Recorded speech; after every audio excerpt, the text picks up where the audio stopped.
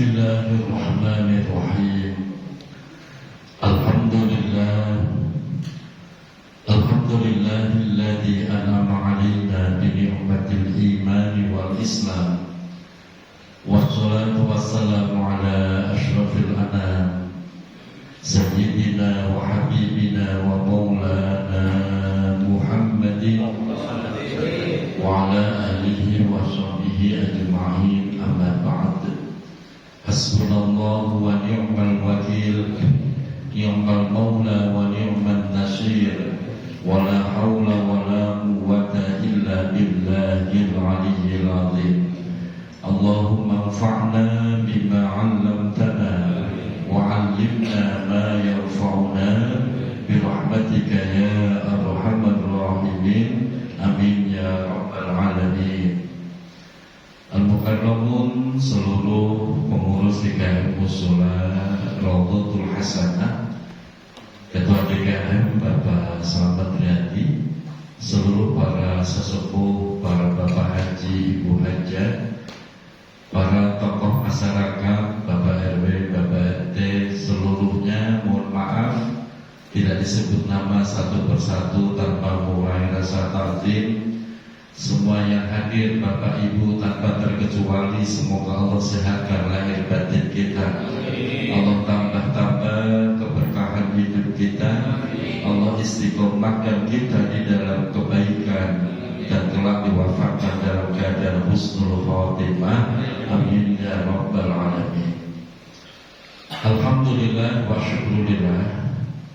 Bertepatan malam 26 Syawal, kembali kita buka majelis ta'lim kajian kitab Irsyadul Ibad. Sebelumnya saya mengucapkan taqabbalallahu minna wa minkum taqabbal ya karim. Ja'alallahu wa iyyakum minal aidin wal faizin. Masih dalam suasana bulan Syawal yang mungkin kita di antara kita belum ketemu dari 1 Syawal sampai sekarang. Pertemuan ini menjadi majelis halal bihalal. Kita saling memaafkan ya Bapak Ibu ya. Saling memaafkan, saling mendoakan. Semoga kita benar-benar menjadi golongan aidin yang kembali kepada fitrah dan golongan faizin yang beruntung dunia akhirat. Oleh karena itu, di bulan Syawal ini tentunya kita berharap ada peningkatan. Karena Syawal itu artinya peningkatan. Peningkatan dalam hal apa? Dalam hal hablum minallah, juga hablum minannas.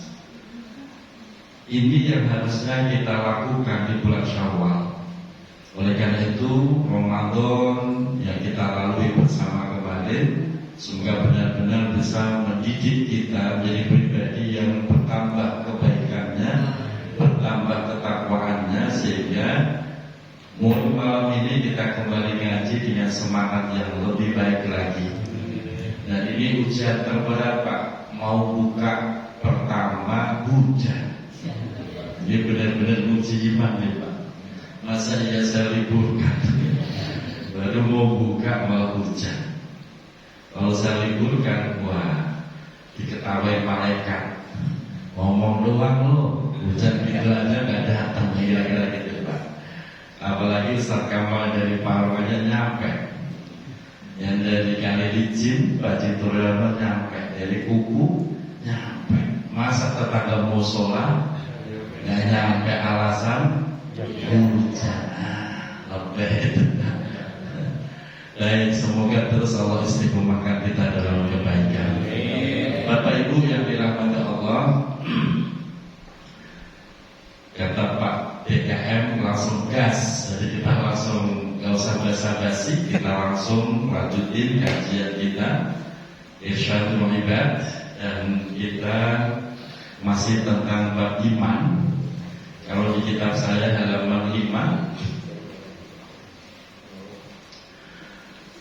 Bismillahirrahmanirrahim. Saya bacakan dulu teksnya.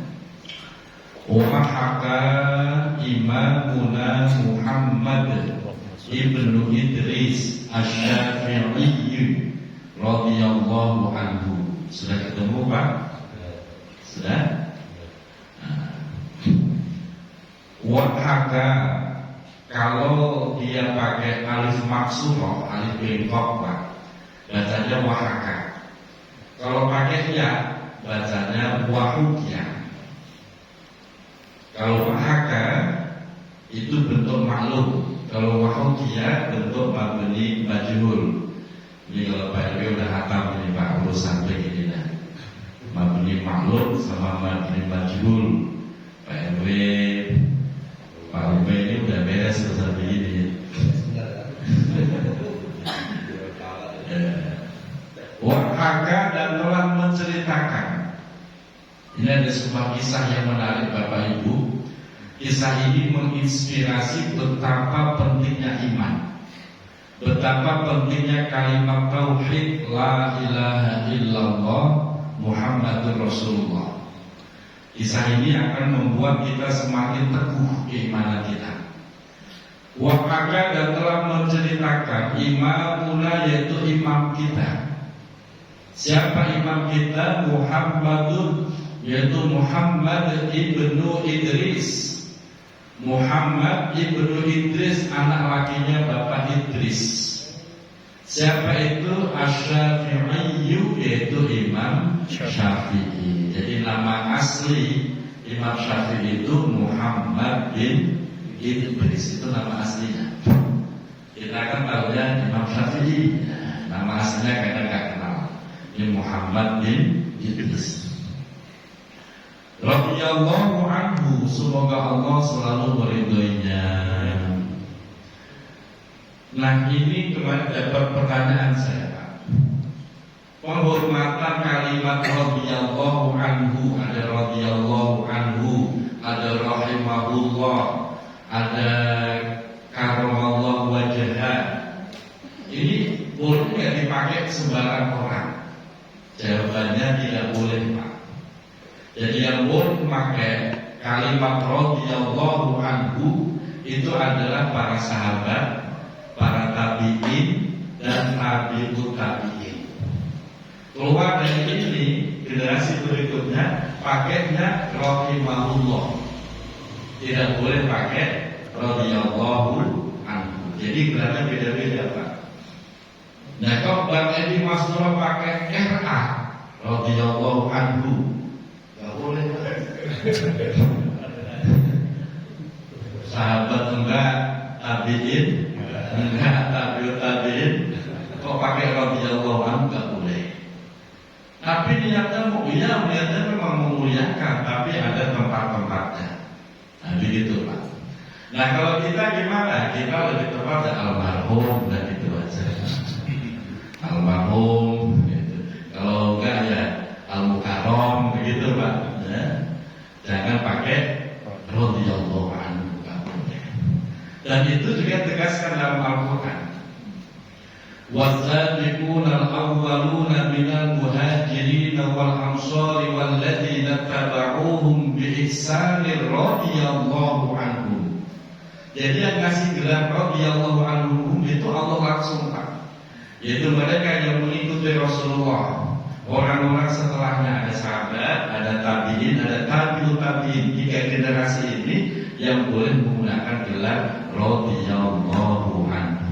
Selain itu nggak boleh. Nah, Imam Syafi'i ini gelarnya udah tabi'in Pak. Tabi'in itu Imam Syafi'i, maka pakai gelar radhiyallahu anhu. Nggak boleh pakai gelar al-mukarram Imam Syafi'i, ya lucu Pak. Nggak boleh al-mukarram itu yang model-model kita ini. Itu bedanya. Jadi ya Imam Hanafi itu periode tabi'in. Kadang-kadang kan di masyarakat itu keluar lebihnya Pak, kepengen memuliakan, cuma berlebihan. Padahal itu semua ada aturan mainnya. Cukup lah, pamannya ketua DKM yang al-mukarram gitu. Ketua DKM Bapak Slamet Riyadi radhiyallahu anhu. Waduh, itu bukannya berkah, itu bahaya itu Pak. Gitu ya. Qala Imam Syafi'i menyampaikan begini, Ra'aitu bi Makkah, Ra'aitu aku telah melihat di Makkah, di kota Makkah, melihat Nasraniyan, yaitu orang Nasrani. Orang Nasrani yad'i bil uskufi, yang mana orang Nasrani ini mengikuti bil uskuf, jadi bersama dengan uskup. Uskup itu kan pimpinan gereja atau orang Nasrani, bil uskuf. Nasrani dengan uskupnya.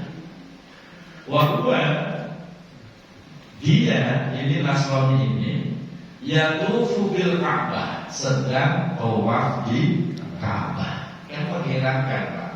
Orang Nasrani dengan pakaian Nasrani tiba-tiba kelihatan sedang tawaf di Ka'bah. Ini mengherankan. Sehingga fakultu maka aku bertanya, aku di sini Imam Syafi'i, Pak. Fakultu maka aku bertanya lahu kepada orang Nasrani tersebut, Malladhi robbaka an dini abaika. Malladhi apa? Alladhi robbaka, yang membuat engkau benci an dini abaika, dari agama nenek moyangmu. Dari dulu kan Nasrani Yahudi itu selalu menyampaikan mengikuti agama nenek moyang. Dia tidak peduli tentang kebenaran kok. Pokoknya dia fanatik mengikuti agama nenek moyang. Nah ini tiba-tiba kok dia tawaf di Ka'bah, ditanya, apa yang membuat engkau benci berpaling dari agama nenek moyangmu terus kamu tawaf di Ka'bah? Faqala, orang Nasrani tadi menjawab, badaltu khairan minhu. Badaltu, aku mendapati khairan, yang lebih baik, minhu, daripada agama nenek moyang. Untuk kemudian aku kembali bertanya, aku di sini Imam Syafi'i, fa kaifa kana dzalik, bagaimana itu terjadi? Dia penasaran. Bagaimana itu terjadi? Fakaka, kemudian orang Nasrani tersebut menceritakan li kepadaku, yaitu Imam Syafi'i. Begini ceritanya, Pak. Annahu raqibal bahra, annahu, sesungguhnya orang Nasrani, raqiba al-bahra, sedang berjalan, al-bahra, di laut. Itu artinya sedang melewati laut, menyeberangi lautan, naik kapal, gitu, Pak. Jadi jangan dibayangin jalan terus jalan kaki, ya kan? Sedang melewati laut. Qala, kemudian dia menyampaikan, falamma tawassatna fihi, falamma tawassatna, maka ketika kami berada di tengah-tengah, fihi, di dalam laut tersebut, lautan tersebut, inkasarat al-markabu, inkasarat, tiba-tiba pecah, al-markabu, yaitu kendaraan yang ditumpangi, yang dinaiki dalam menyeberangi laut tersebut. Fasalibtu ala lauhin, fasalibtu, maka aku selamat, ala lauhin, karena berada di atas sebuah laut. Laut itu papan, kayu, papan.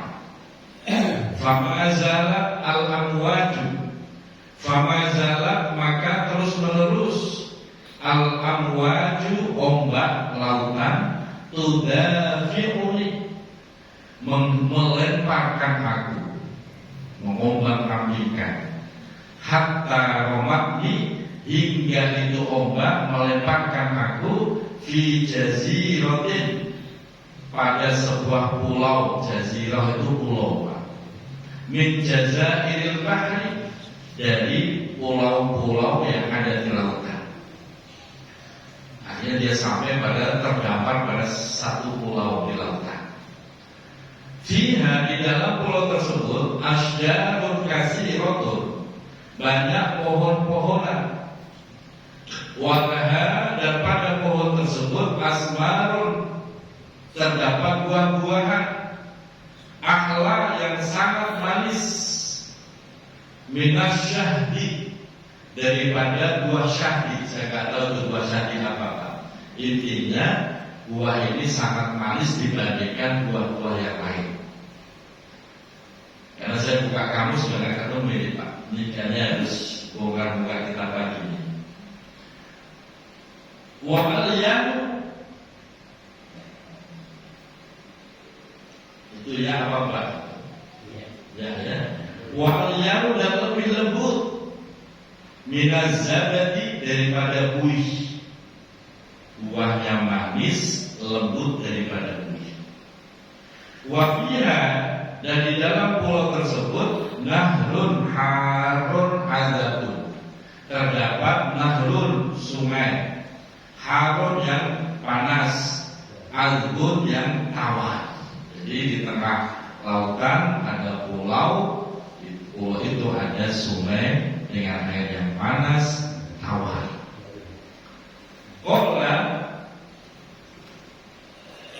Kemudian berkata, fakultu alhamdulillahi ala dzalik. Fakultu, maka aku menyampaikan atau mengucapkan alhamdulillah. Ini orang Nasrani dengan spontan mengucapkan kalimat alhamdulillah ala dzalika, atas semua itu. Akilun, aku mau makan min hadzal samari, dari buah ini.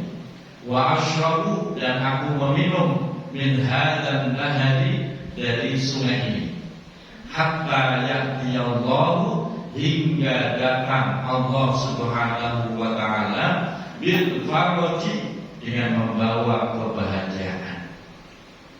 Falamma dhahaba an-nahar, falamma dhahaba, maka tatkala hilang an-naharu, siang. Kalau nahrun itu sungai, kalau an-naharu itu siang, lawan daripada malam Pak.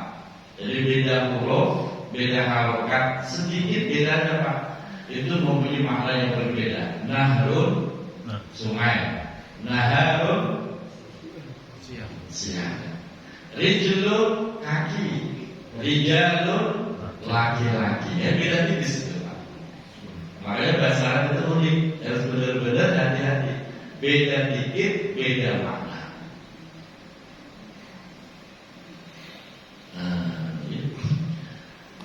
Dan falamma tadhaba, tatkala hilang an-nahar, siang, wajah al-lailu, dan datang al-lailu, malam. Siang berganti malam. Khiftu, aku merasa takut. Ala nafsi, terhadap diriku, mengkhawatirkan diriku. Mengkhawatirkan minat dawabi, dari binatang-binatang buas. Fa'lautu, kemudian aku naik syajaratan, pada sebuah pohon. Wanumtu, dan aku tidur ala ghosnin, pada satu cabang pohon tersebut. Saking takutnya dia naik ke atas pohon. Falamma kana, maka ketika berada fi wastil laili, di tengah malam, wahidan bidabbatin, wahidan, maka tiba-tiba, ini namanya tidak fujaiyah Pak. Wahidan, maka tiba-tiba bidabbatin, terdapat bidabbah. Dabbah itu binatang liar. Ala wajhil ma'i, yang berada di permukaan air sungai tadi Pak. Yang mana binatang tersebut tusabbihullah ta'ala, tusabbihullah, dia membaca tasbih kepada Allah Subhanahu wa ta'ala bilisanin fasihin, dengan lisan yang fasih. Lihat binatang membaca tasbih. Dan itu sesuai dengan Al-Quran. Al-Quran itu bicara begitu. Yusabbihu lahu ma fis samawati wa ma fil ardh. Semua yang ada di langit, semua yang ada di bumi itu bertasbih kepada Allah. Walakin la tafqahuna tasbihahum. Akan tetapi kalian semua manusia tidak mengetahui tasbihnya mereka. Tapi bagi orang-orang tertentu Pak, orang-orang yang hatinya udah jernih, makom-makom wali, itu bisa mendengar tasbihnya binatang-binatang, pohon-pohon, semuanya. Maka jangan heran Pak, dalam manaqib Syekh Abdul Qadir Al-Jilani, ulama besar, Syekh Kutub, ya wali kutub, pemimpin para wali, ketika lagi ngajar begini Pak, alim di majelis taklim, tiba-tiba beliau turun dari majelis, turun datangi tempat sampah. Di situ ada kulit semangka. Begitu dapat kulit semangka, langsung dimakan tuh Pak kulit semangka. Orang yang nggak mengenal Syekh Abdul Qadir Jilani dianggapnya orang gila karena makan dari tempat sampah. Dimakan. Begitu selesai makan, balik lagi ke tempat taklim. Para murid bertanya, ya Syekh, apa yang sedang kau lakukan? Disampaikan, itu tadi kulit semangka bertasbih dan nangis. Kenapa nangis? Karena dia merasa disia-siakan. Yang dimakan cuma dalam dagingnya, sementara kulitnya dia sedih Pak. Dia nangis itu kulit semangka. Nah, Imam Syekh Abdul Jilani nggak tega, dimarahin terus dimakan. Sehingga kulit semangka bersyukur, berterima kasih kepada Syekh Abdul Qadir Al-Jilani. Makanya kalau besok Bapak lihat ada orang makan di tempat sampah, jangan buru-buru suhudon. Kalau Bapak lagi lihat korek-korek sampah, jangan suhudon. Siapa tahu lagi dengar lepas. Ini cerita ini sahih, populer di mana Syekh Abdul Jilani. Sehingga pelaku-pelaku sufi itu Pak, kalau makan buah semangka, dimakan kulit-kulitnya Pak. Gara-gara kisah ini Pak. Kita kan enggak kan? Kita makan kan merahnya doang, kulit tebelnya enggak buah. Begitu udah paham kisah ini, dimakan tuh pelaku-pelaku sufi Pak, kulit-kulit. Dan ternyata dibenarkan secara ilmiah, kandungan kulit semangka lebih bagus daripada buahnya, dagingnya. Makanya besok kalau lagi ada hidangan semangka, ini makanlah. Biar ngikutin jejak Syekh Abdul Qadir. Saya punya riwayatnya gitu loh. Rakus amat sih. Ini nggak bicara rakus Pak. Ini bicara tentang hati. Jadi semua itu bertasbih, kita saja ya nggak paham. Nggak paham. Nah, itu sesuai dengan ayat Al-Quran dan ini juga dikisahkan. Jadi ada sebuah binatang di atas air bertasbih bilisanin fasihin dengan lisan yang fasih. Dan saya pernah mendampingi mursyid saya, mursyid thariqah saya, Syekh Ahmad Siddiq. Ketika itu beliau lagi ada acara, kita murid ngikutin, ngiring beliau. Tiba-tiba di tengah jalan kita berhenti, kita iring-iringan nih beberapa mobil gitu kan. Saya ikut di mobil beliau karena saya dianggap murid paling muda. Jadi kalau ada bapak itu saya disuruh duluan Pak untuk ini itu begitu kan semua. Tiba-tiba kita berhenti dan berhenti semua. Terus beliau turun, di situ ada sawah persawahan Pak. Turun di situ. Kita ngikutin, cuma nggak semuanya. Yang dituju cuma 3 orang, termasuk saya gitu. Ikutin 3 lengan sawah itu. Kan jalannya kecil itu ya, pematang sawah. Begitu udah sampai beliau jongkok. Jongkok ternyata korek-korek di situ. Ternyata apa Pak? Ada ikan yang kejepit, Pak. Ikan kejepit sama daun-daun apa gitu, terus dibenderin beliau, ikannya dilepas. Habis terlepas, udah dia balik naik mobil aja. Begitu doang, Pak. Coba itu, Pak. Kita di orang awam ya bengong doang, Pak. Artinya makom wali itu, Pak, artinya sebersih itu. Ikan nangis di pematang sawah kita ditolong, dengar beliau, Pak. Nah kita kan budak, Pak. Istri sakit aja pura-pura nggak ngerti. Ada suami muda begitu. 50 wali selanjutnya. Istri sakit gak ngerti, anak sakit gak ngerti. Artinya masih. Tapi kalau makom wali itu begitu, subhanallah. Tapi dia udah balik ke mobil lagi, Pak. Terusin. Nah baru setelah itu saya teman-teman yang bertiga tadi baru cerita ke rombongan. Rombongan kan nggak tahu, nggak boleh turun, dia turun cuma 3 orang. Itu musyrik saya seperti itu, Pak.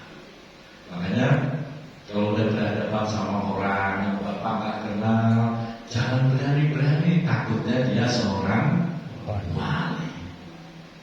Begitu dikutuk, celaka kita. Makanya hati-hati, jangan sembarangan sama orang, apalagi nggak kenal, takutnya dia wali. Selanjutnya, apa yang diucapkan oleh binatang tadi? La ilaha illallah al-Ghaffar Muhammadur Rasulullah an-Nabiyul Mukhtar. Itu kalimat pikirnya, Pak. La ilaha illallah al-Ghaffar Muhammadur Rasulullah an-Nabiyul Mukhtar. Artinya apa? La ilaha illallah, tiada Tuhan yang berhak disembah illallah, hanya kecuali hanya Allah. Al-Ghaffar, zat yang maha memberi ampun.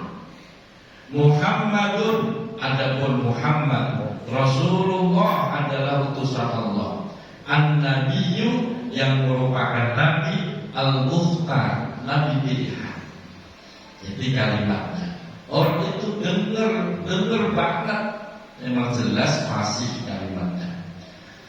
Falamma waslat ada batu ilal barri, falamma waslat, dan ketika sudah sampai ada batu binatang tadi yang ada di air, sampai ilal barri, sampai ke daratan. Jangan diri ya, Pak, ya. Kalau barri itu daratan, kalau birri itu kebaikan. Birrul walidain, birri itu kebaikan. Kalau burri itu tepung. Jadi beda harokat, beda makna. Barri itu daratan. Begitu ilal barri, sampai pada daratan, idza raqsuha, ternyata raqsuha, kepala binatang itu, raqsu na'amate, yaitu kepala seperti kepala burung onta. Bapak pernah lihat burung onta? Ya. Badannya gede kayak onta, tapi burung onta. Wajhuha, kepalanya burung onta lancip. Wajhuha, adapun wajahnya itu binatang, wajhu insan, seperti wajah manusia. Ini binatang, ini makhluk aneh nih, Pak. Wa qawaimuha, adapun cara berdirinya, qawaimu bahir, seperti berdirinya unta. Wadanabuha, jangan wadabuha, Pak. Kalau wadabuha itu dosanya. Kalau dzambun itu dosa. Kalau zanabun itu ekor, bukan? Beda harokat tipis, bedanya maka jauh. Dzambun dosa, zanabun ekor atau buntut. Cuma beda titik, beda harokat. Wa zanabuha, adapun ekornya, dzambu samkatin, seperti ekor ikan. seperti ekor ikan. Fakhiftu, maka aku merasa takut ala nafsi, terhadap diriku. Takut apa? Al-halakata, takut mendapatkan kebinasaan. Kalau sampai takut dibinasakan oleh binatang itu. Fanzaku, maka aku turun minasyajarati, dari pohon. Kan tadi ceritanya masih di pohon, Pak. Tengah malam melihat ada binatang bertasbih di atas air. Fanzaku, maka aku turun minasyajarati, dari pohon. Wa wallaitu, dan aku berpaling hariban, dengan penuh rasa takut. Berpaling mau kabur dengan rasa takut.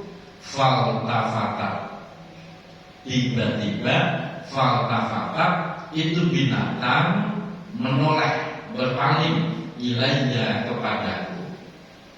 Kita udah pelan-pelan mau kabur nih, penuh takut, tiba-tiba binatang malah menoleh ilainya, kepadaku. Wakolat, dan binatang itu berkata, if, berhenti kamu. If, ini fi'il amar, lihat if fi'il amar, berhentilah kamu. Wa illa halaktu, jika tidak berhenti halaktu, aku akan membinasakanmu. Fa waqiftu, maka aku berhenti, diancam oleh binatang tersebut. Faqalat, maka itu binatang berkata li, kepadaku. Pertanyaannya, madinuka, apa agamamu? Fakultu, maka aku menjawab, an-nasroniyah, agamaku adalah Nasrani. Fakolat, kemudian binatang kembali berkata, waihaka, celaka kamu. Waihaka, celaka kamu. Ya khosir, wahai orang yang merugi. Irji, kembalilah engkau ila hanifiyati, kepada agama Hanifah. Hanifah itu apa? Agama Islam. Hanifah Muslimah, kan begitu Pak? Hanifah Muslimah, itu Hanifah itu agama Islam.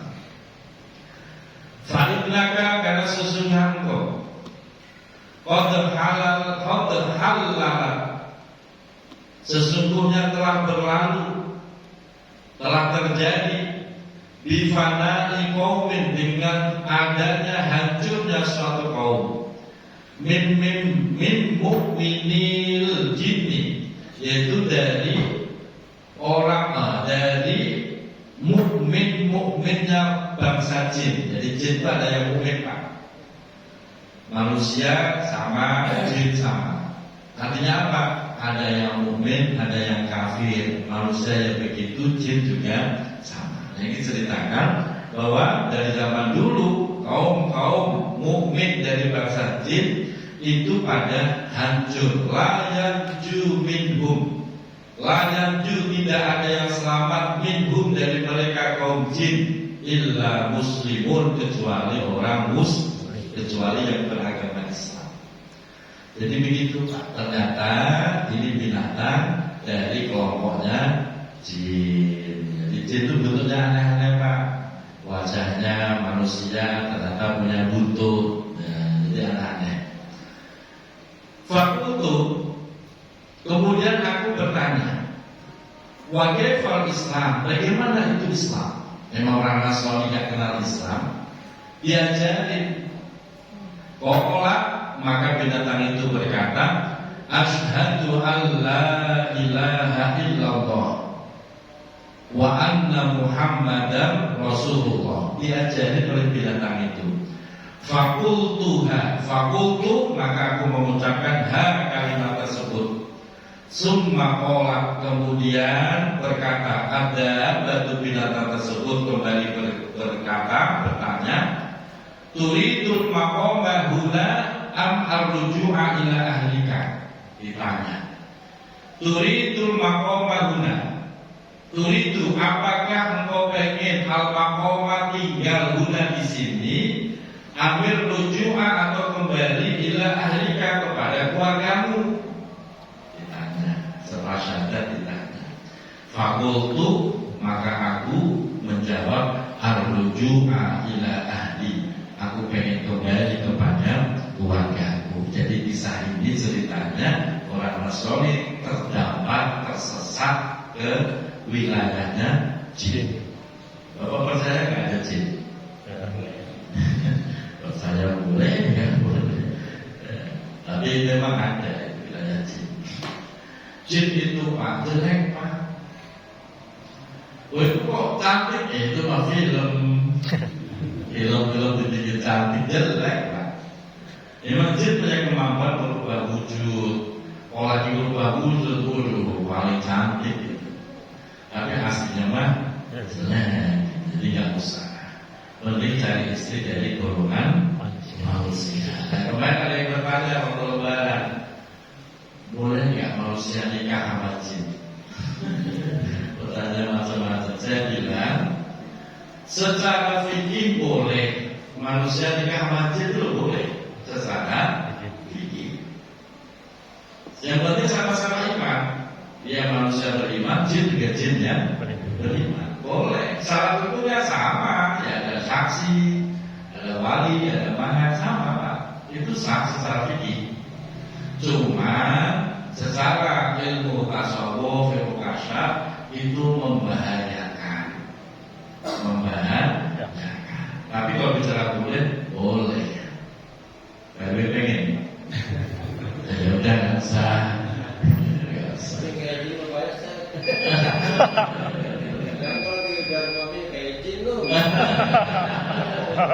Udah boleh beda-beda tuh.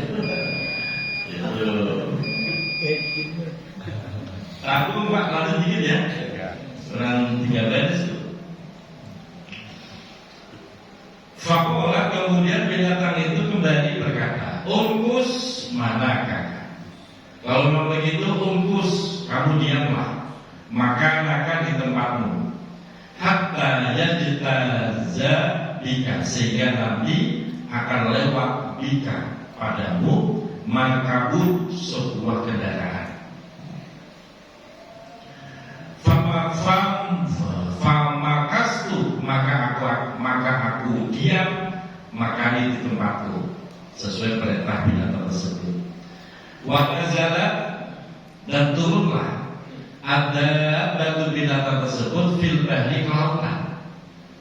Fama gobat an aini, maka tidak lama an aini dari pandanganku, hatta marro markabun, sehingga lewatlah markabun sebuah kendaraan, lalu kapal atau perahu. Warukabun, dan yang nyetir kapal itu namanya apa? Nahkoda, itu namanya warukabun. Fakushifa asyirak, maka itu binatang tadi memberikan isyarat ilahi kepada nakoda atau penumpang kapal tersebut, memberikan isyarat fa'amiluni, agar mereka membawa aku. Faidan fil markab, maka tiba-tiba aku sudah berada di kapal tersebut. Isna asyra rajulan, bersama 12 laki-laki. Kulluhum, semuanya Nasoro, orang-orang Nasrani. Fa'akhbartuhum, maka aku ceritakan kepada mereka semua khobari, tentang ceritaku tadi. Wa qassastu, dan aku kisahkan alim kepada mereka semua kisahti, tentang kisahku bersama binatang tadi.